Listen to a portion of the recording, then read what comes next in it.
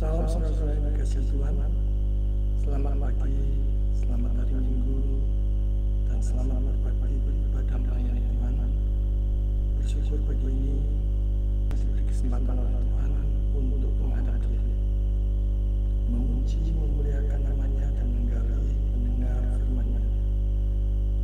Mari kita dengan penuh hormat, tertib dan sukacita kita datang berbakti kepada Tuhan dalam ibadah online yang sederhana ini. Apapun yang sedang kita alami dalam hidup ini, berbagai macam problem, kesesakan, kesukaran, dan beban hidup, kita arahkan, kita serahkan kepada Tuhan, mohon pertolongan, kekuatan, dan jalan keluar Tuhan. Hanya berharap dari Tuhan saja. Dimanapun saudara berada saat ini, saya mengundang saudara-saudara untuk beribadah kepada Tuhan, pencipta langit dan bumi ini. Kita tetap datang kepada Dia, berbakti kepada Dia. Marilah sebelum kita memulai ibadah online pada pagi hari ini, kita terlebih dahulu bersatu. Mohon bimbingan penyertaan Roh Kudus sepanjang ibadah online ini. Kita bersatu sejenak.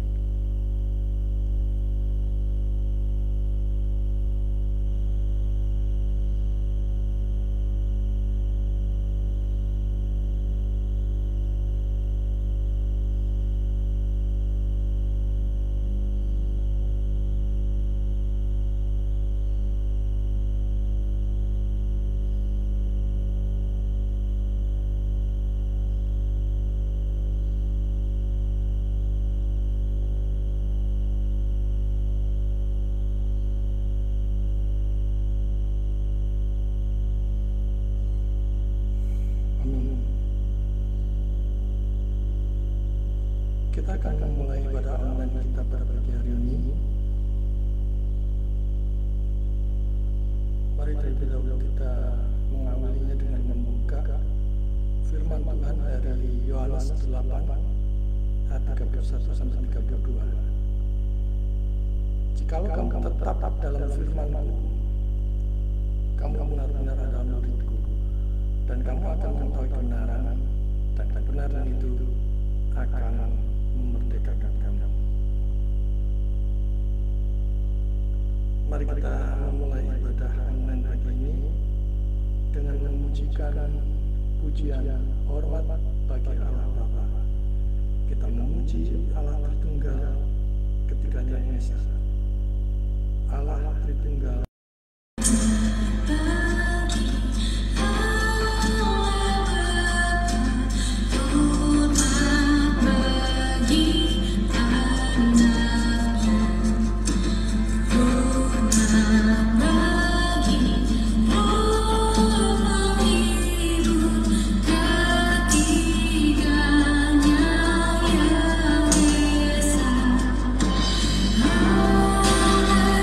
Hallelujah.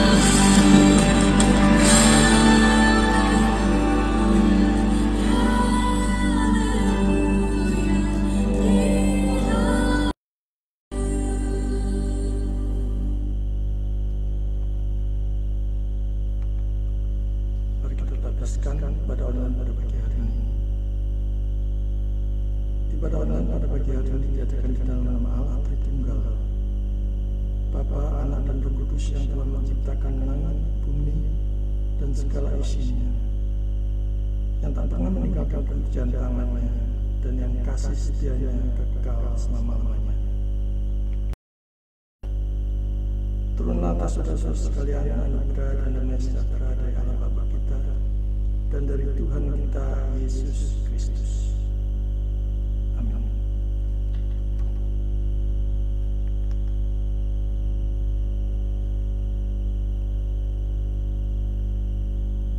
Saudara yang dikasihi Tuhan,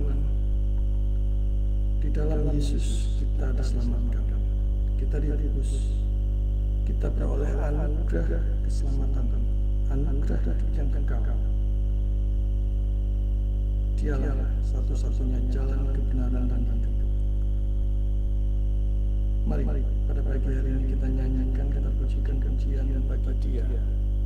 Hanya bagi Dia saja yang layak disembah, dipuji, dimuliakan, ditinggi-tinggikan. Kita pujikan bagi Dia. Dia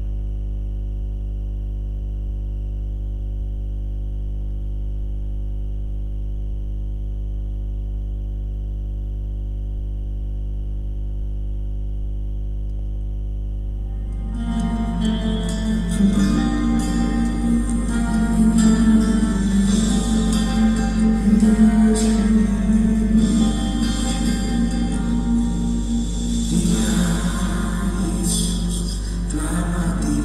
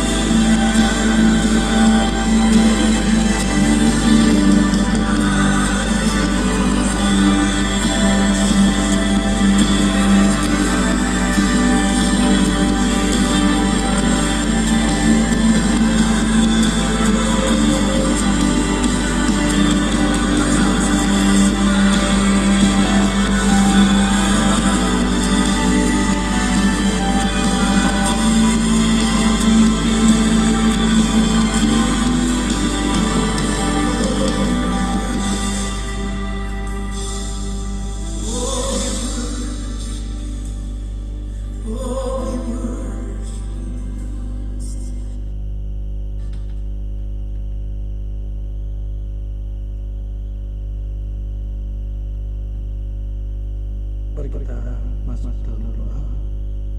Kita naikkan doa ucapan syukur, doa pengakuan dosa, doa penuntutan firman, doa persembahan serta doa syafaat. Kita berdoa. Bapa di surga, segala pujian, hormat, dan kemuliaan hanya bagi Engkau. Di tempat yang maha tinggi, kami sungguh memuji memuliakan Engkau dan mengucap syukur atas setiap kebaikan Tuhan, setiap pertolongan, campur tangan Tuhan, penyertaan Tuhan di dalam hidup kami hari lepas hari. Kami sungguh bersyukur ya Bapa atas semua berkat yang telah Kau limpahkan kepada kami, baik itu jasmani maupun rohani. Berkat-berkat keuangan, berkat-berkat kesehatan, dan berkat-berkat kerohanian, bahkan iman yang percaya kepada Yesus sebagai Tuhan dan Juru Selamat kami, yang masih Engkau pelihara, Kau berikan kekuatan kepada kami, sehingga kami bisa menjalani hidup sampai pada pagi ini. Bapa, sungguh kami ucap syukur atas semuanya itu. Kami juga mengakui di hadapan-Mu ya Tuhan, bahwa kami telah berdosa di atas segala pikiran, perbuatan, hati, kata-kata, sikap, dan motivasi kami, yang semuanya adalah terang benderang di hadapan-Mu yang Maha Kudus, dan tidak ada satu pun dosa yang bisa kami sembunyikan dari hadapan-Mu. Oleh karena itu, sebelum kami melanjutkan ibadah online pada pagi hari, kami mohon ampun. Kami memang bersalah segala dosa dan pelanggaran kami, dan kami mohon belas kasihan supaya darah Kristus yang sudah tercurah di atas kayu salib membasuh kami, melayakkan kami satu persatu untuk datang ke hadirat-Mu yang Maha Kudus. Bapa di surga, sebentar lagi kami akan mendengarkan sebagian pemberitaan firman-Mu. Kami mohon kiranya Roh Kudus menolong kami, menguatkan kami, memberikan pengertian kepada kami, memberikan pencerahan, sehingga melalui pemberitaan firman kami diubahkan, sesungguhnya berubah menjadi pribadi yang lebih baik, menjadi pribadi yang memuliakan Tuhan di segala aspek yang kami lakukan dalam hidup ini. Kami mohon kiranya Tuhan menolong kami dari segala godaan setan saat kami mendengarkan firman Tuhan. Apakah kami lelah, ngantuk, ataupun pikiran yang membara kemana-mana, Bapak kiranya Engkau sendiri yang memimpin pemberitaan firman itu dari awal sampai akhir. Kami juga mohon pertolongan supaya firman itu tumbuh lebat, berbuah manis bagi kemuliaan di dalam kehidupan kami.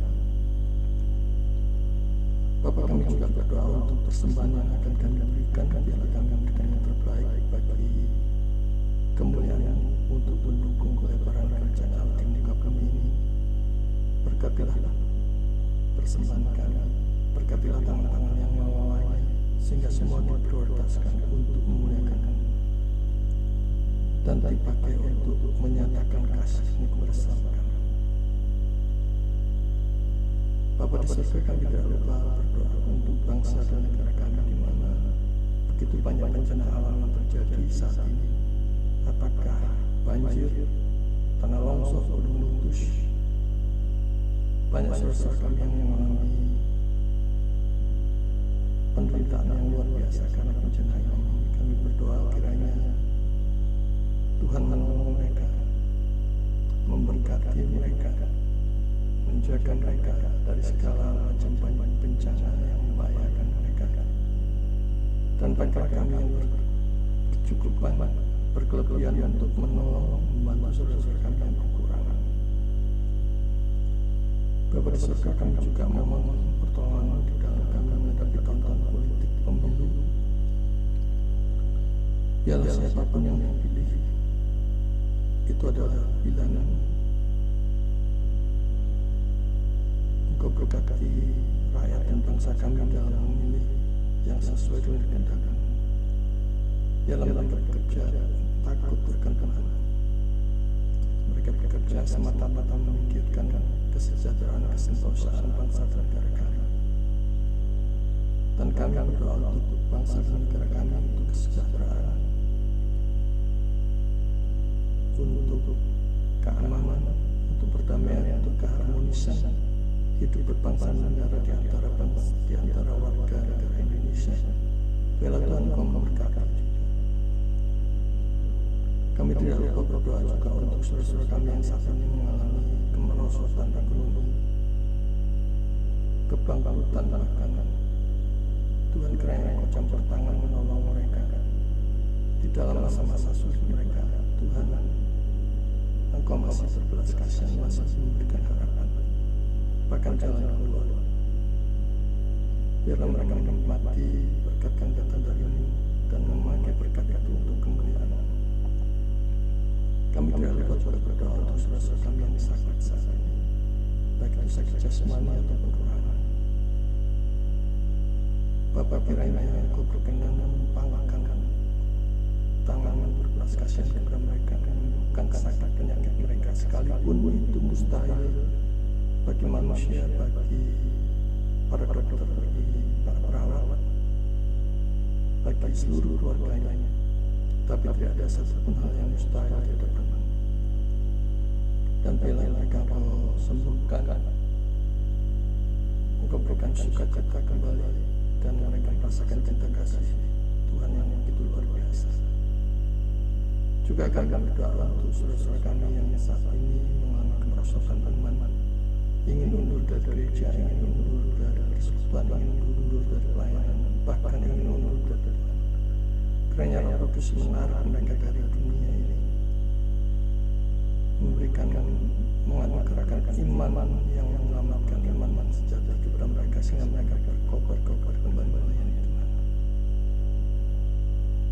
Kami tidak lupa mendoakan untuk saudara-saudara kami yang saat ini bersukacita, apakah itu anniversary pernikahan ataupun ulang tahun. Biarlah ya Tuhan Kau genapkan sukacita mereka, dan mereka mengalami sukacita yang luar biasa dan merasakan berkat Tuhan yang luar biasa yang sudah diberikan ke atas hidup mereka, dan mereka hidup mereka bagi kemuliaan. Terima kasih ya Tuhan, inilah seru dan doa kami yang kami alaskan dalam nama Yesus Kristus satu-satunya Tuhan dan Juru Selamat kami yang hidup. Kami berdoa. Amin.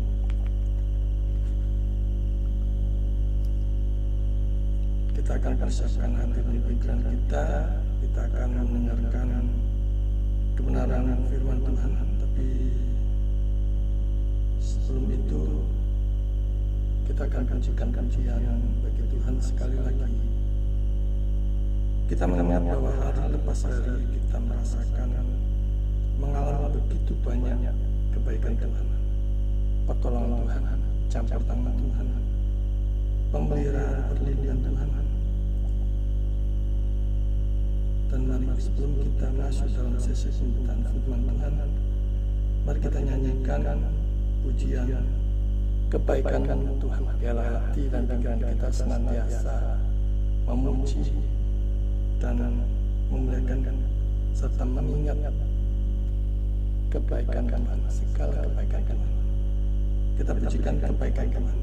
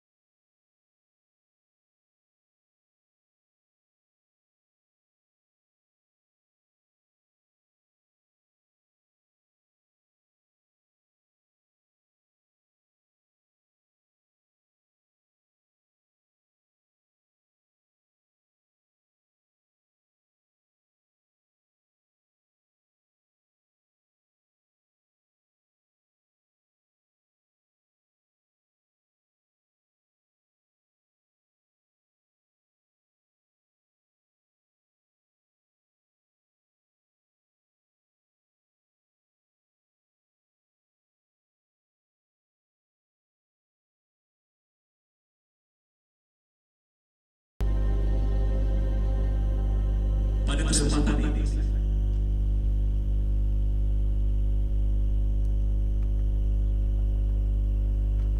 Mari kita masuk dalam pemberitaan firman Tuhan. Kita persiapkan hati dan pikiran kita. Kita buka perjanjian baru 2 Timotius 21 ayat 14 sampai 26. 2 Timotius 2 ayat 14 sampai 26.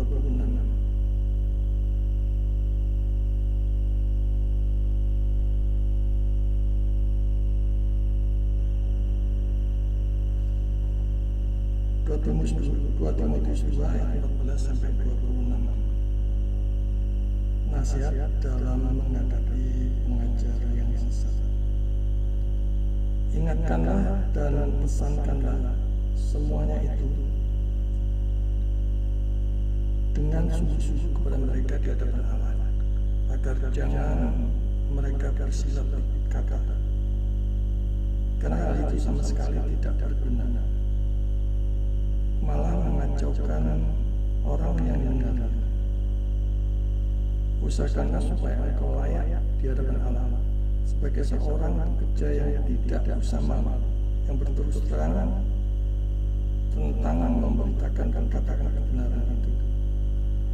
Tetapi hindarilah omongan yang kosong dan yang tak suci, yang hanya menambahkan kefasikan.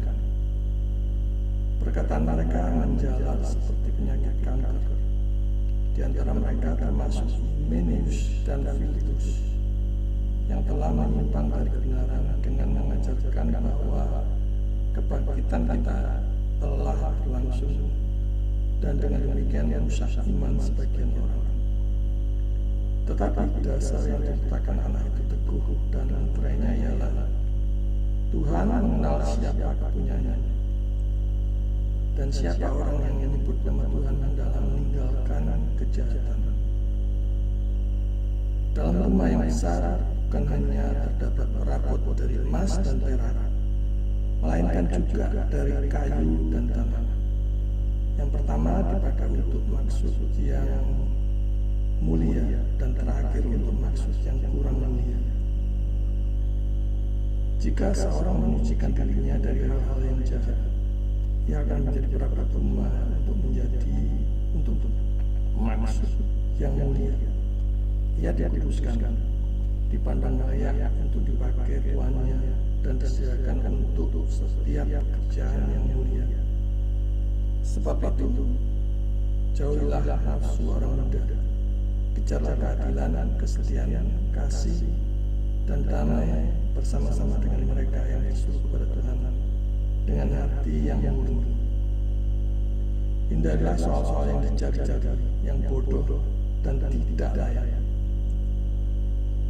Engkau tahu bahwa soal-soal itu menimbulkan pertengkaran, sedangkan seorang hamba Tuhan tidak boleh bertengkar, tetapi harus ramah terhadap semua orang. Ia harus cakap mengajar, sabar, dan dengan lemah lembut dapat menuntun orang yang suka melawan. Sebab mungkin Tuhan memberikan kesempatan kepada mereka untuk bertobat dan memimpin mereka sehingga mereka mengenal kebenaran. Dan dengan demikian mereka menjadi sadar kembali, karena terlepas dari jerat iblis yang telah mengikat mereka berkehendaknya.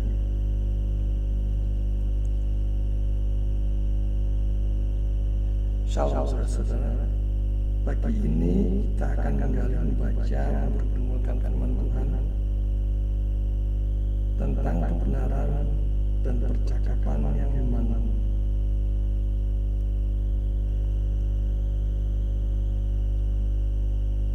Percakapan orang Kristen itu membangun, berbobot, berisi, bermutu, dan memuliakan Tuhan.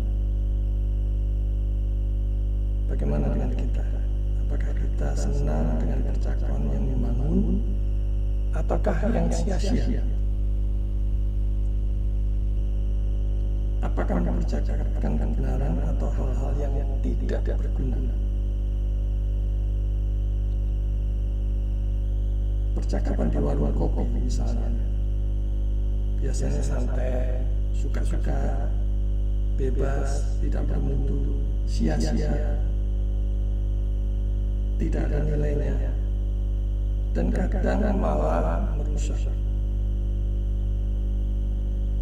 Yang cuma untuk membunuh waktu, untuk menghabiskan kopi atau cemilan. Jadi ini yang orang dunia mau, yang orang dunia suka. Apalagi musim politik seperti sekarang, ngobrol tentang politik, tentang pilihan, bahkan hingga saling mengejek, saling mengolok, sampai obrolan yang tidak pantas untuk diucapkan.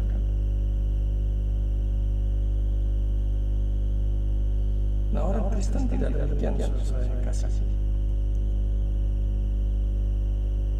Orang Kristen kata-katanya mempunyai value, mempunyai nilai yang berbobot, yang membangun, yang menghibur, yang menguatkan. Apalagi kalau saling menguatkan, saling meneguhkan, dan memperbincangkan firman Tuhan. Saling menghibur, menguatkan, dan saling membangun iman, menguatkan iman.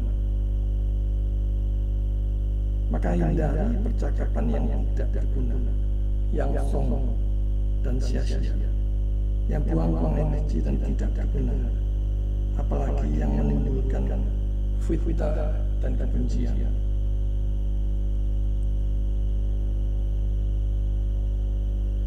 Di bagian awal firman Tuhan, kita lihat bahwa percakapan yang berguna terutama tentang kebenaran. Di sini Paulus mengingatkan Timotius untuk menjauhi percakapan yang tidak berguna. Timotius sebagai junior, sebagai anak muda, dan Paulus sebagai yang senior memberikan nasihat kepada yang muda untuk menjauhi percakapan yang tidak berguna, ngomong kotor, jorok, menyebar fitnah, kebencian, dan segala omongan sumpah serapah, omongan-omongan yang sampah. Terhadap yang lebih muda, Paulus mengingatkan dan mengarahkan Timotius. Dan Timotius juga mau mendengar dan menuruti dia. Ini semua demi kemajuan pelayanan. Dia mau belajar dari yang senior, sepanjang itu selaras dengan firman Tuhan. Sepanjang itu akan menguatkan dan membuat kemajuan bagi dirinya sendiri.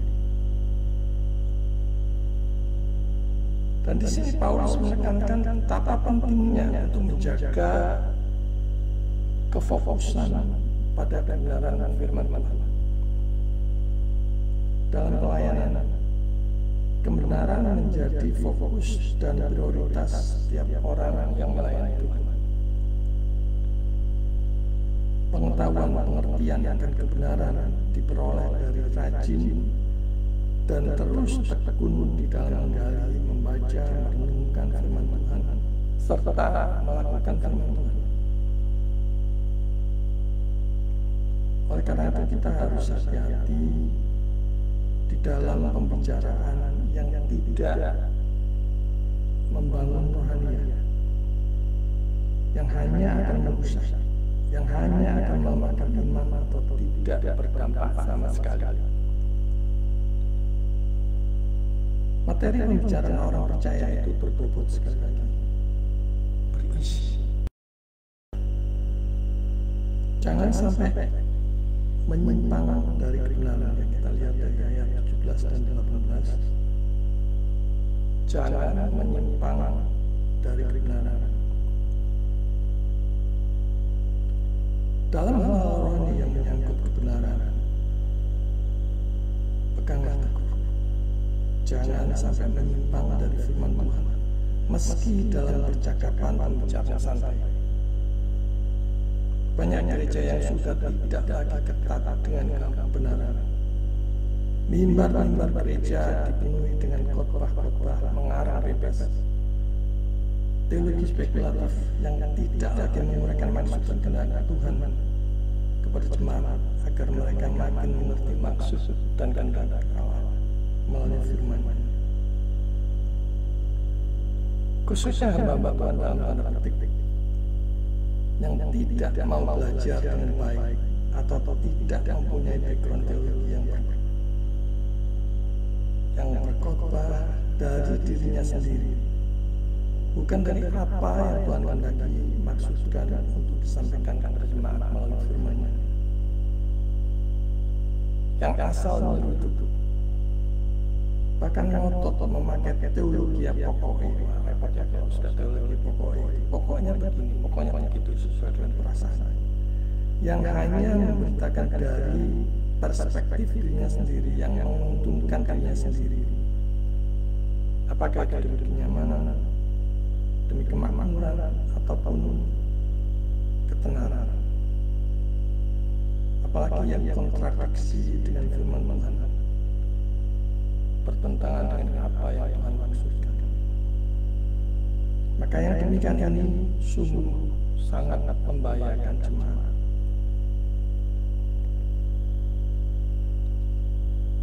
Kita lihat bahwa beberapa orang telah menyimpang dari kebenaran. Kita harus perhatikan sungguh-sungguh bagian ini.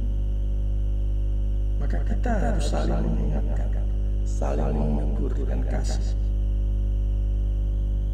Bayangkan, kalau di zaman itu saja ada penyimpangan dan Paulus dengan tegas mengingatkannya, apalagi sekarang banyak pengajaran yang kacau balau, khotbah-khotbah yang kacau balau, baik dalam gereja maupun di dunia maya. Banyak hamba Tuhan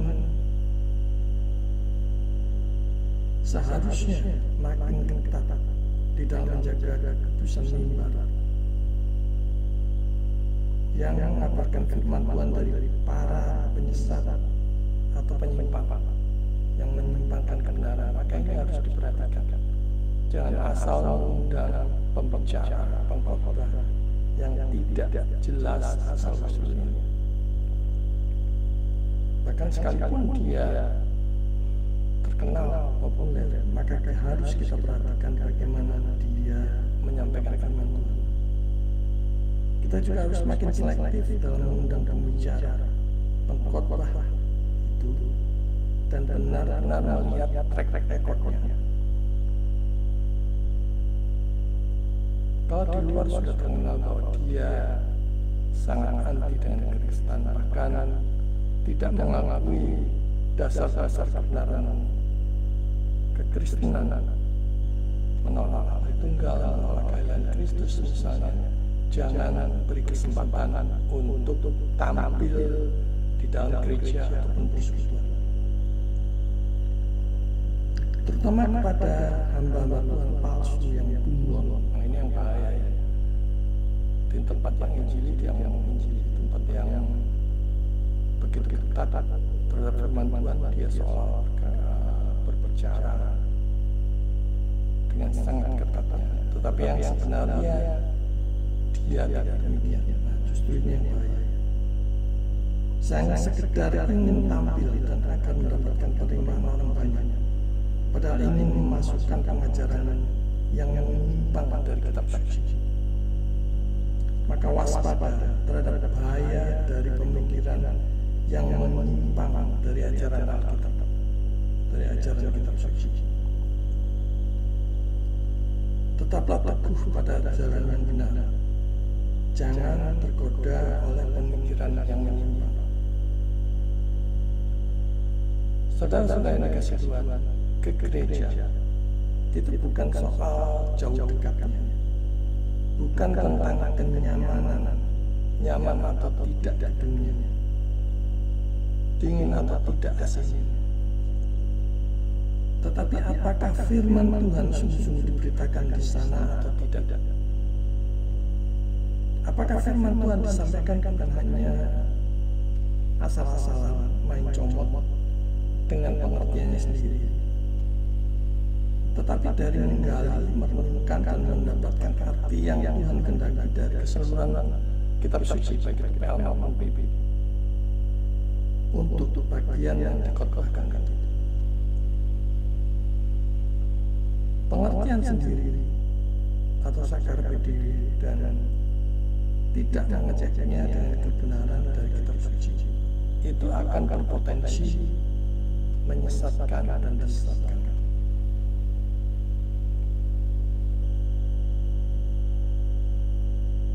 Digambarkan di sana bahwa gereja itu ibarat seperti isi rumah, ya di ayat 19 sampai 21.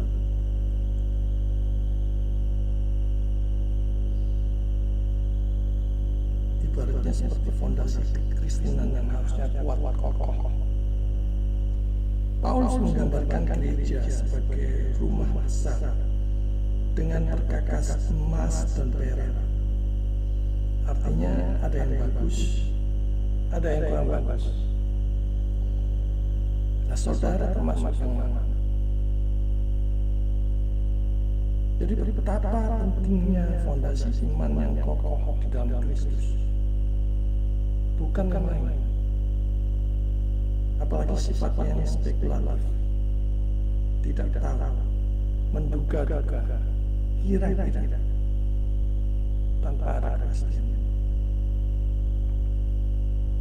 Berusaha untuk mati-matian maju dalam kerohanian.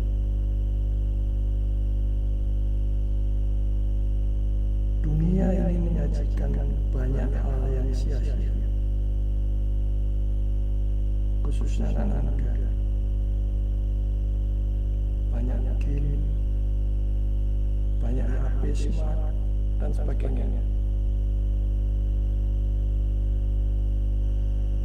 yang membuat mereka menyimpang atau begitu terikat dengan teknologi sehingga mereka lupa bahwa mereka harus melayani Tuhan semasa mereka masih muda, semasa masih giat, semasa masih kesehatan, kekuatannya masih berimbang. Mengapa tidak kita berikan pada Tuhan untuk melayani Tuhan? Bangun fondasi kekristenan yang kokoh untuk menghadapi godaan dunia. Selalu cek dan dicek dengan kebenaran firman Tuhan.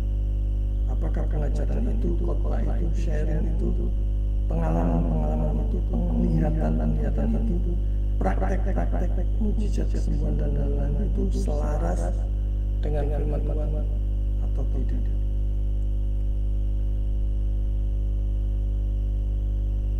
Kita lihat di ayat 22 sampai 23. Lari dari keinginan daging atau pelarian dari keinginan daging. Di sini Paulus menyarankan untuk lari dari hawa nafsu muda. Jadi menjauh ya, bukan malah mendekat.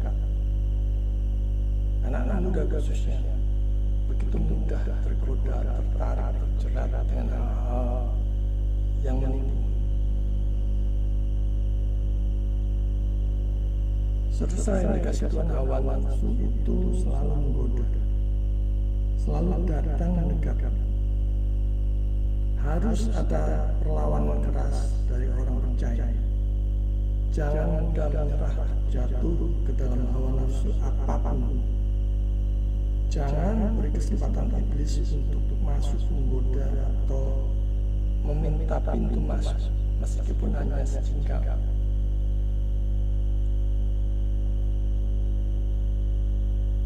Kita lihat dari firman Tuhan ini betapa pentingnya penolakan terhadap dosa dan taat kepada Tuhan. Dosa itu harus ditolak, harus dilawan sekeras mungkin. Karena itu senantiasa kita harus mohon agar selalu dikeluarkan. Kalau kita mengandalkan kekuatan sendiri, tidak bisa pasti jatuh. Maka hindari godaan dunia dan hiduplah dalam ketaatan kepada Tuhan. waspada. Kenyamanan adalah godaan yang mematikan bagi setiap orang percaya. Dan sebagai orang yang sudah ditebus, kita bukan lagi milik dunia ini. Dan gereja mestinya banyak menegur dosa, memberitakan firman Tuhan, dan juga menegur dosa. Kita ini bukan hanya bintik-bintik, tapi hitam dan di hadapan Allah yang Maha Kudus. Gereja mestinya banyak memberitakan, yang menyuarakan, yang menyukakan Tuhan. Hanya menyuarakan suara Tuhan melalui firman-Nya, bukan yang lain. Karena firman-Nya adalah sumber kebenaran. Maka gembala harus tahu apa makanan yang baik untuk dombanya, yaitu firman Tuhan. Bukan malah gembala takut kepada domba dan menuruti begitu saja makanan yang diminta dombanya. Saudara yang dikasih Tuhan, tidak ada ceritanya domba ngatur gembala harus memberi makan apa terhadap dombanya, kecuali mereka itu hanya kambing atau Kristen kambing. Dan ini banyak terjadi di gereja-gereja, khususnya yang kaya, yang dipenuhi oleh pengurus majelisnya orang-orang kaya. Maka gembalanya hanya ngikutin saja apa kemauan mereka. Harus khotbah ini, harus khotbah begitu. Tidak bisa. Gembala harus memberikan makanan yang terbaik kepada dombanya. Kok lain tertawan terhadap kebenaran. Tetapi saudara, kita harus waspada dengan kelemah lembutan hamba Tuhan yang memanfaatkan ayat ini untuk kepentingan pribadinya. Apakah itu demi kepopuleran, demi kebenaran, demi kepentingan mereka sendiri, atau untuk menutupi nafsu jahat mereka. Mempunyai kasih.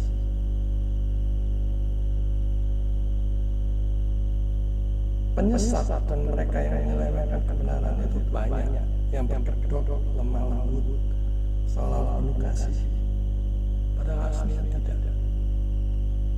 Dan masing-masing orang sudah dibentuk karakternya oleh Tuhan. Petrus misalnya mudah marah. Sekali marah dalam penangkapan Yesus, dia langsung memotong telinga. Paulus juga demikian, dunia adalah pribadi yang begitu puas. Thomas itu juga mudah ragu-ragu dan lain-lain. Di sini Paulus mengajarkan tentang kesabaran dan kemurahan hati dalam memberitakan firman Tuhan. Memberitakan firman Tuhan atau kabar baik memang membutuhkan kesabaran yang luar biasa.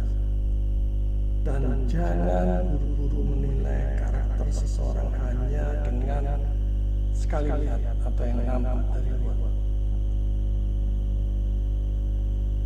Mungkin sudah melihat, saudara mungkin tidak melihat progres kemajuan orang itu. Jadi jangan buru-buru ambil kesimpulan. Nah, disinilah pentingnya sikap lemah lembut dalam menyampaikan kebenaran. Saudara yang dikasih Tuhan, dunia ini sudah rusak, sudah kacau balau. Yang baik dianggap buruk, yang salah dianggap benar. Hamba Tuhan yang sungguh-sungguh bertakwa kebenaran dituduh sesat dan sebagainya. Dan menyampaikan kebenaran dengan kasih dan kesabaran, seperti ibaratnya seperti memberi roti dengan sikap yang baik dan benar, dengan sikap yang tulus, bukan dilempar wajahnya kepada mereka yang meminta roti. Di ayat 26 kita melihat bahwa kebenaran di dalam Kristus itu membebaskan. Jadi ayat 26 ini berbicara tentang pembebasan oleh kebenaran. Orang yang berasal dari kebenaran pasti cinta kebenaran. Orang yang berasal dari kebenaran pasti mengutamakan kebenaran, menjunjung tinggi kebenaran. Dan Kristus adalah sumber kebenaran. Apakah saudara mencari kebenaran? Datanglah pada Yesus. Datanglah pada Juru Selamat. Firman Tuhan yang hidup itu akan membebaskan dari jerat dunia, dari dosa dunia. Dan Kristus membasuh dosa dunia dengan darahnya yang kudus yang tercurah dari kayu salib. Dan Paulus berbicara tentang orang yang ditangkap iblis untuk melakukan kehendaknya. Menurut kehendak iblis, kemauan iblis yang akan mengarahkan mereka ke kebinasaan. Maka hindari tipu daya iblis. Karena banyak penipuan di dunia ini.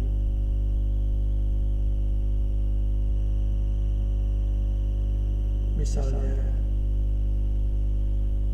di dalam sosial media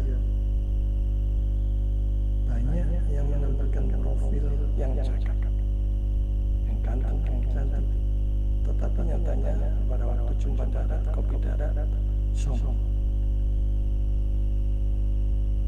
Jadi kekuatan kebenaran sebagai pembebasan hanya di dalam Yesus kita dikuatkan dan dimampukan melawan kehendak iblis.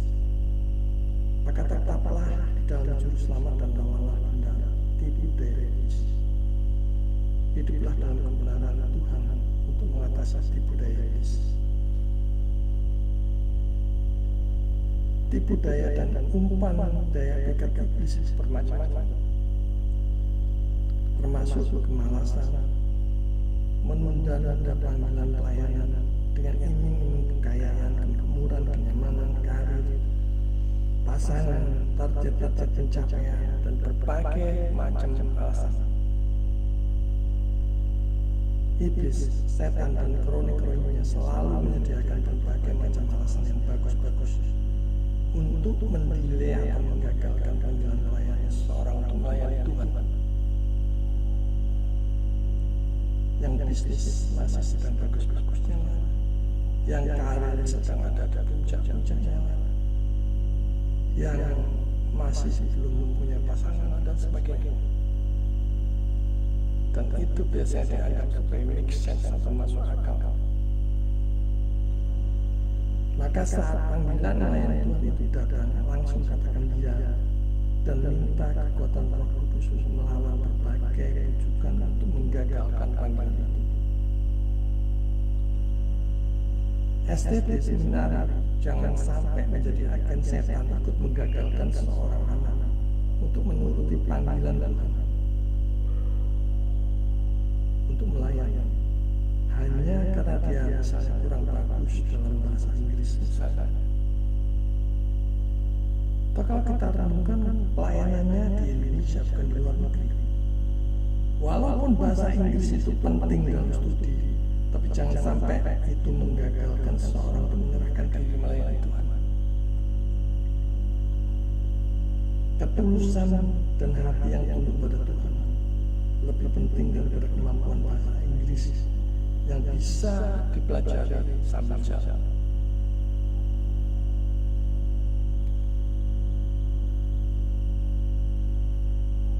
Pertahankan kebenaran dan hindari percakapan yang tidak berguna. Mari senantiasa memperkuat iman dan hidup yang menyenangkan Tuhan. Mari kita senantiasa mempercakapkan kebenaran. Jangan sampai menyimpang dari kebenaran.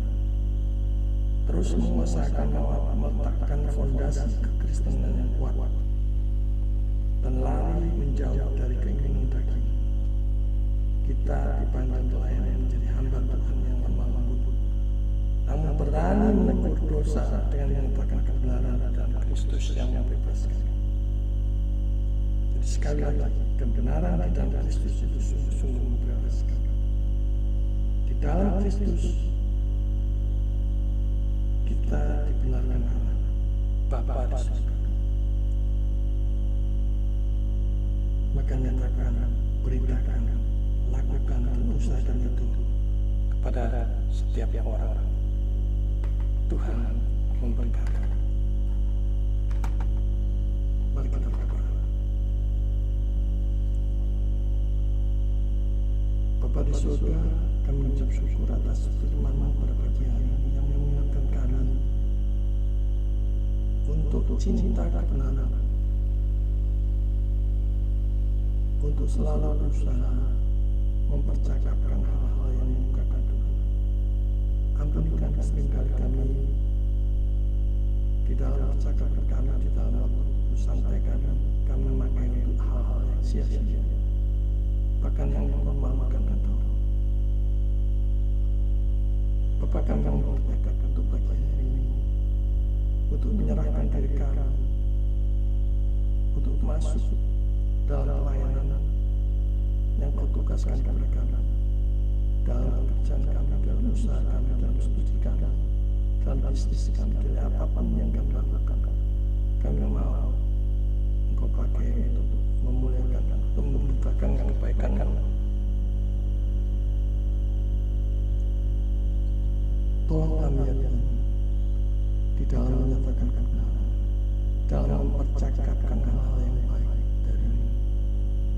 Roh Kudus kiranya memimpin kami, supaya hati kami, pikiran kami selalu dilingkupi dengan kesadaran untuk datang pada pertobatan dan memperbaiki, menjadi pribadi yang lebih baik dari hari ke hari.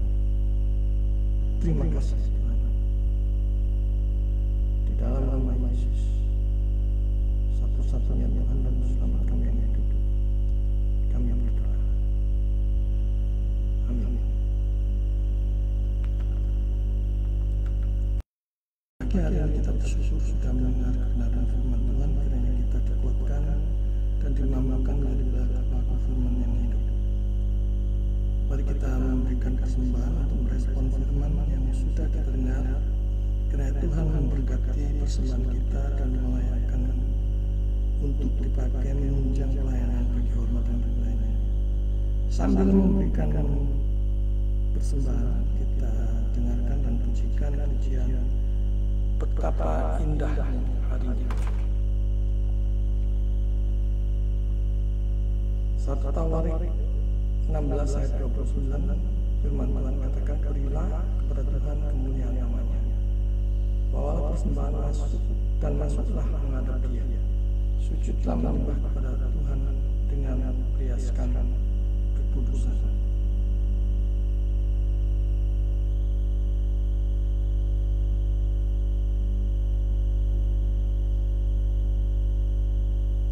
Mari kita pujikan betapa indah hari ini.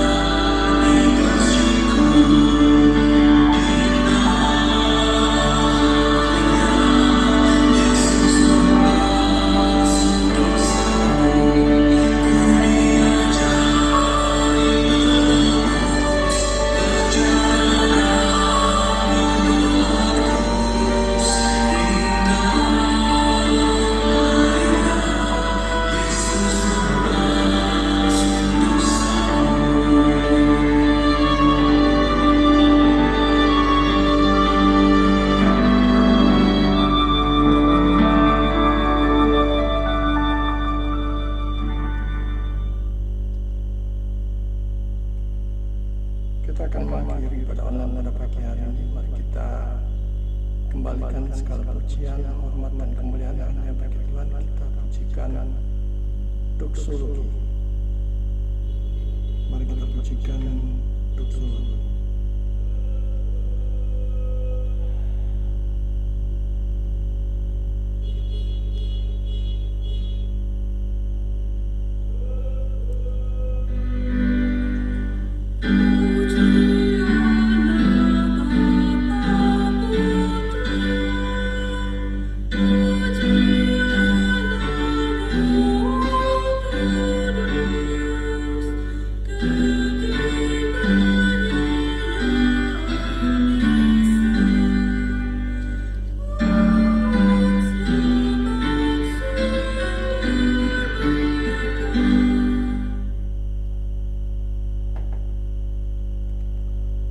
Saudara yang dikasihi Tuhan, mari kita kembali kepada kehidupan kita sehari-hari, dan biarlah kita senantiasa hidup di dalam Kristus, di dalam Juru Selamat, tetap di dalam kebenaran, cinta kebenaran. Apapun di dalam hidup ini yang kita hadapi, kita tetap menjalannya bersama-sama dengan Tuhan.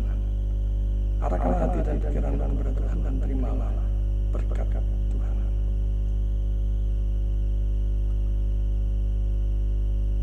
Tuhan memberkati engkau dan melindungi engkau. Tuhan menyinari engkau dengan wajah-Nya dan memberi engkau kasih karunia.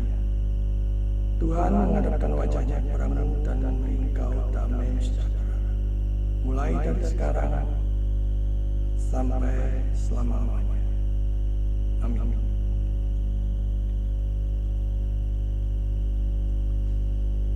Puji Tuhan, ibadah online pada pagi hari ini sudah selesai. Sedikit pengumuman bahwa STOS atau Sekolah Teologi Online Surabaya sudah dibuka, dan Senin ini pada tanggal 22 Januari, ya tanggal 22 jam 6 malam kita akan mulai dengan kelas manusia dan dosa. Dan saudara yang sudah terdaftar dan sudah saya kirimkan linknya, silakan saudara mempersiapkan diri membawa kitab suci dan sedikit catatan untuk materi-materi yang akan dibagikan. Buat yang baru pertama kali mendengar bahwa STOS ini gratis ya untuk awam, dan di akhir pertemuan saudara akan mendapatkan keseluruhan materi mata kuliah yang khususnya Senin, manusia dan dosa. Ada beberapa mata kuliah yang bisa saudara ikutin: manusia dan dosa, apologetika, sejarah gereja, serta teologi bibi. Nah, untuk saudara yang mau mendaftar, silakan saudara daftarkan diri Anda di nomor WA 081803046550. Itu saja pengumumannya. Silakan saudara bersatu secara pribadi mengucap syukur ibadah online selesai. Tuhan